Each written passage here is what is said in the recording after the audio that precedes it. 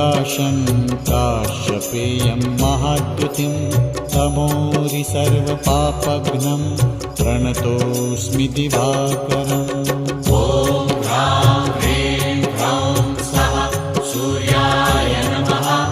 ॐ ह्रां ह्रीं ह्रौं स्वः सूर्याय नमः। जपाकुसुमसङ्काशं काश्यपेयं महाद्युतिं तमोरि सर्वपापघ्नं प्रणतोऽस्मि दिवाकरम्।